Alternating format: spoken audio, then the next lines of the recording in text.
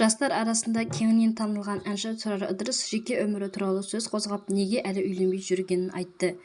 Хитмен өнердегі әріптесі Сара Амангелдімен қарым-қатынасына қатысты жауап берді. Тұрар Ыдырыс жеке өмірі туралы Динара Сәтжанға берген сұхбатында айтты.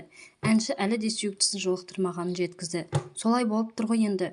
Басым бос, жүрегім бос, бәрі бос болып тұр. Білмеймін енді, әзірге бұйырмаған ғой. Әзірге бұйырмай тұр. Бұйырған күні болатын шығар. Қызға қояр талабым көп емес. Бастысы менің адамым болса болды ғой. Қазір уақыты келген жоқ деп ойлаймын. Уақыты келген кезде менің де бір маңдайыма жазылған бақытым бар шығар. Ешкім жүрегімді жаралаған жоқ. Барлығы жақсы. Мен 28 жас деген қатты қорқынышты жас деп ойламаймын. Мен қатты бір уайымдамайды екенмін ол нәрсені, деді өнер иесі. Сонымен қатар Тұрар Ыдырыс ел арасында Сара Амангелді екеуіне қатысты айтылып жатқан қауесеттерге нүкте қойды. Әншінің айтуынша, Мама Сарипованың қызы оны жігіт ретінде қарастырмайды. Ашығын айтсам, біз Сарамен жай ғана доспыз. Ешқандай қарым-қатынас болған жоқ. Тек қана доспыз. Бірге киноға түстік. Сол кинода жұптың рөлін ойнадық қой екеуміз. Халық сенді ойынымызға. Мен үйреніп қалғанмын ондай нәрсеге.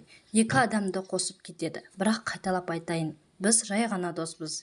Иә, Сара ең әдемі, ең ақылды, ең талантты қыз ғой. Оған таласым жоқ.